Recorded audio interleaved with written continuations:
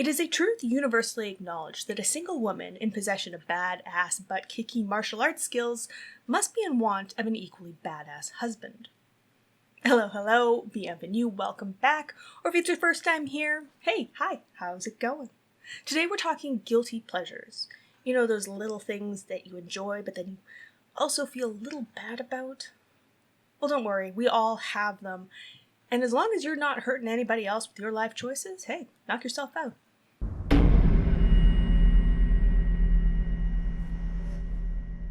I'm not the biggest zombie fan. I'm really not into gore.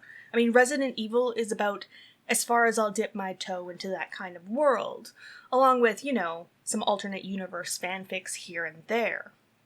But I gotta say that Pride, Prejudice, and Zombies is kind of my jam.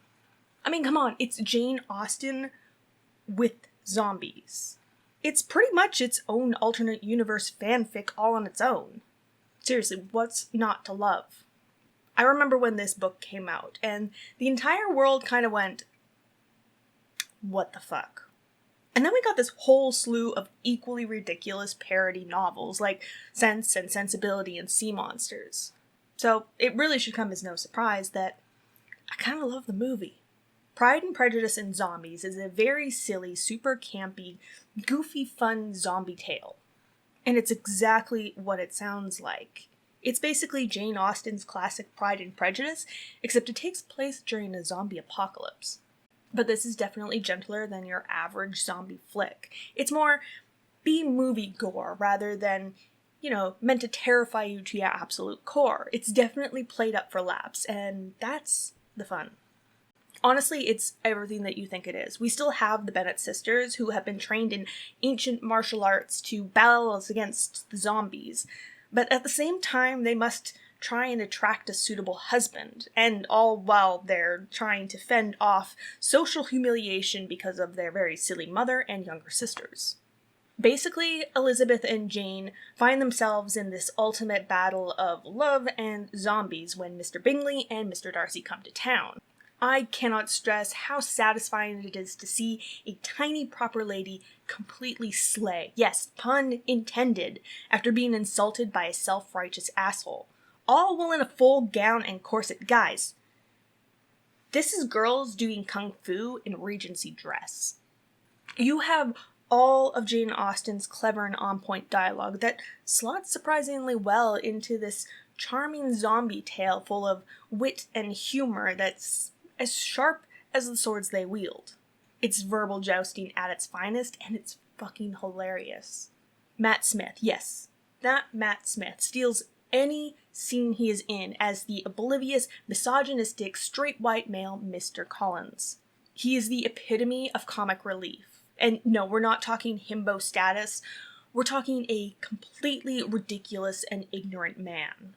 In fact, this entire film has an extremely talented cast backing it, but somehow that talent goes largely untapped. Don't get me wrong, it's still a gleeful romp through the zombie-infested English countryside with witty repartee, lush meadows, and social propriety. But you really don't have a chance to get to know the characters. You just don't know what makes them tick, what drives them. It's an unfortunate side effect to a book being adapted for the screen. Just to fit the runtime, sometimes characters need to be flattened, and unfortunately in this circumstance, it just makes you somewhat apathetic towards them. If you're completely unfamiliar with Pride and Prejudice and its dozens of well-rounded characters, this is probably going to be a bit confusing for you. It's definitely the kind of film that requires you to know the source material. And if you've never read Pride and Prejudice, well, I at least highly recommend watching the 1995 TV adaptation. I still highly suggest reading the book. It's definitely one of my favorites. In fact, a few years ago, I started reading it again with my grandmother. It was while she was in the hospital, and I would sit at her bedside and read aloud to her. Unfortunately, she did pass away, but it's still a good memory. And maybe I should have introduced her to the zombies. Anyway, any adaptation of a book into a film is an immense undertaking, especially one as dense as Pride and Prejudice, and then add in zombies. And while it wants to be both an action comedy and a love story, it doesn't exactly commit to either. and this sort of muddles it in a way that's fun, but kind of forgettable. It does try to do its own thing, and it definitely pokes fun.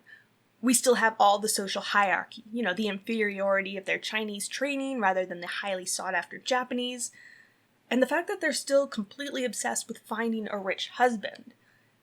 Like, if they are so completely capable on their own, why settle for marriage? But that's part of the absurdity of it. It isn't jokes at the character's expense. It's poking fun at the idea that a woman who is so completely badass and battles zombies and saves the day is still reduced down to her ability to get a husband. The contrast is ridiculous. It's just an exaggeration of the exact same issues that women still face today. Except it's punctuated by them sparring while having very, very typical feminine conversation. My biggest issue with this film might be the fact that we sort of lose the theme and the details in this massive action that's packed into it. Rather than punctuate the story, it sort of drowns it. Pride and Prejudice is already a piece of feminist beauty, with endearingly flawed female characters and equally flawed male suitors. We literally have Elizabeth reject the patriarchy with her dismissal of Mr. Collins' proposal, as well as the seeming honor of Mr. Darcy's. Pride and Prejudice and Zombies is as equally feminist, with the women just as capable of killing zombies and saving the day as the men. In fact, they do. They actually take down the entire horde of zombies that have attacked a ball. And they even save a lot of the men in the process. We need more women saving the world. The classic male action hero is just so stale at this point. But here's the thing. Pride and Prejudice and Zombies wasn't exactly well accepted by audiences and critics. And I actually never expected it to be. This is a classic camp horror B movie, where men reign supreme, where it's perfectly fine for them to be ridiculous and over the top. But as soon as a woman wades into the mess, well, suddenly it's a misguided disaster. B-horror movies are testosterone-fueled whimsy. This movie is no less the completely pointless waste of time that any other kind of its movie is. Studios just don't want to take a chance on female-led movies, despite the fact that male-led movies bomb at the box office too. And there are plenty of female-led movies that do extremely well. It's just easier to pin the blame on a female cast. The reason being that the vast majority of scriptwriters and directors in Hollywood are male, and they don't know how to depict a real, well-rounded, likable female character without treating her as an object. Gender role reversals are still so looked down upon because we as a society still place a lesser value on women outside of their reproductive abilities and sexuality. Men just don't want to see women kicking butt. They want them to be the damsel. They want them to be the one to swoon over them. Which is why we need feminism. It's about equal opportunity, which is, unfortunately, something that we're still fighting for. Pride and Prejudice and Zombies is in no way a cinematic masterpiece, and it was never meant to be. But I love this movie. And it in no way deserves the condescension and derision that it receives. Honestly, I'd take it over any of the average sausage fests any day. Thank you so much for watching. If you enjoyed this video, don't forget to subscribe for more content. No! Do not worry, Mr. Collins. She shall be brought to reason. Oh, good. No. Oh, no. I'm terribly sorry. No, Elizabeth Bennet. No. You get back there. You get back there. No. And you face up to your future. Elizabeth, excuse me.